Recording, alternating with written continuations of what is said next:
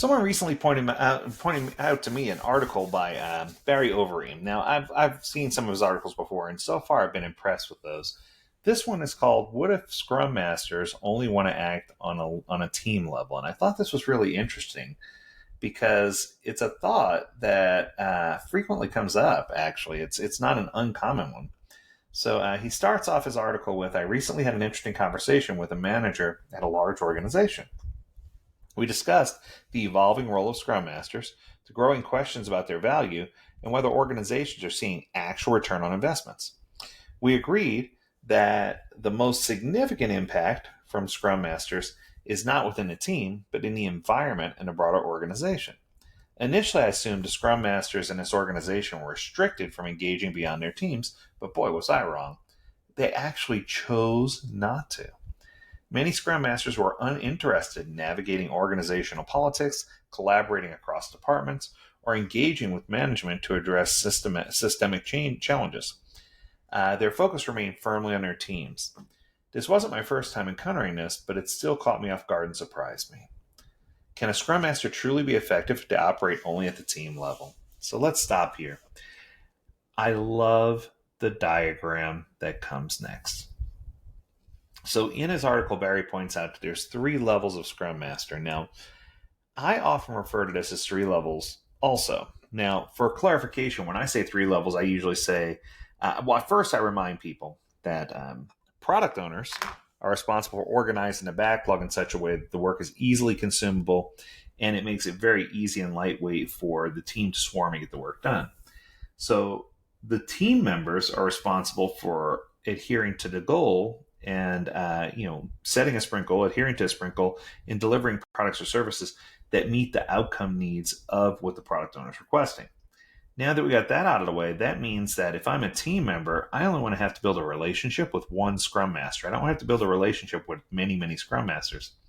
Likewise, if I'm a product owner, I might want to have many Scrum Masters at my disposal to say, hey, do any of you have teams that can come in and help? And what I mean by that is a single Scrum Master, if they're a level one Scrum Master brand new, they're just focused on that one Scrum team, making them work, helping them get the things they need to get done, chasing a dream, removing obstacles when necessary, helping facilitate meetings. It's a level one Scrum Master. They're learning the ropes and doing the basic stuff.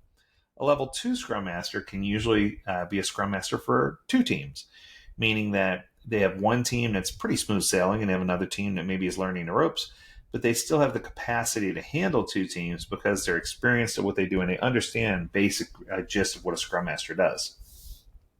In his diagram, he calls this relationships. And then they have what's called the level 3 Scrum Master, and he calls it the entire system. Now, when I think of a level 3 Scrum Master, I tell people all the time, I never want a Scrum Master to govern more than 3 teams at any given time. So it's one team for a level 1, 2 Scrum teams for a level 2, and up to 3 teams for a level 3. A level 3 Scrum Master usually has a year or more experience under their belt working as a Scrum Master. They feel like they understand the roles and accountabilities. And they also, this is interesting, he calls it entire system, they engage with more than just the teams. So this is where they start engaging with stakeholders and start engaging with other people and helping establish an Agile Center of Excellence within the organization. So this is where you're starting to see the benefits of having a Scrum Master.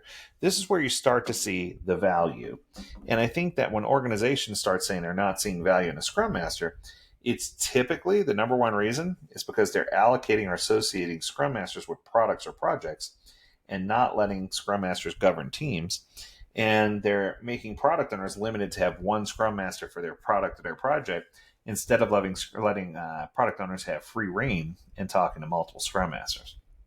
So a common pitfall of Scrum Masters is becoming too embedded in a single team's dynamics, sometimes to the point of limiting autonomy and ownership of the team. Meanwhile, the toughest impediments often lie beyond the team in outdated structures, policies, and leadership mindset that hinder their agility. If Scrum Masters don't step beyond the team boundaries, who will tackle these more profound challenges? Who will drive change at the organizational level? By the way, this is the reason why change management is so important.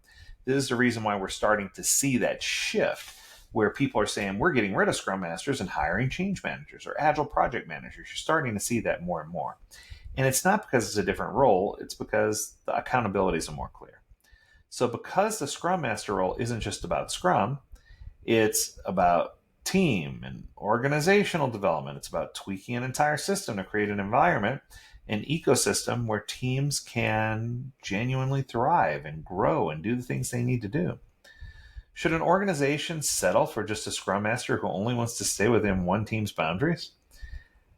If it's a brand new scrum master, maybe, but if not, I'd argue you shouldn't. Although some of their work is valuable, I can understand the questions about value and impact of a scrum master if they're hyper focused on one team only. Maybe it's just a gray winter days affecting my mindset, but I'm not feeling too optimistic about the state of the scrum master role in this case. More and more, it seems to be shrinking into a narrow team only focus when a real value lies in shaping the system around it.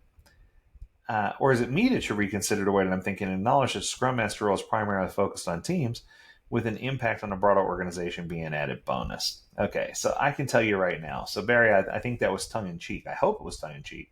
Because what I can tell you is Scrum Masters need to reach out beyond their comfort level. Meaning, Scrum Masters govern one team automatically, two teams typically, and up to three, but never more than three, because then they're spreading themselves too thin and they're not giving those teams the level of aptitude they need in order for everything to function properly. So there's just so many things that you have to take into account. But I think the big key here is if Scrum Masters focus on learning their accountabilities and they can really deliver value, good value, great value, not Walmart, great value. But anyway, if they can deliver great value, then what you'll discover is that they can be most effective and that's going to be what helps the most. So if you're a Scrum Master, understand change management, understand how to leverage AI, understand how to create an Agile Center of Excellence, understand how to promote and support Agile within the organization, and don't go chasing Scrummer falls. You'll get stuck in the waterfall and cryptic things like Gantt charts that you're used to. That's going to do it for this episode. I hope you enjoyed it. If you have a topic you want us to discuss, learn more at AgileDad.com. We'd love to hear from you. Thanks for a great article, Barry. And we encourage you to stay healthy, stay well, and stay agile, my friends. Until next time, do take care. Bye now.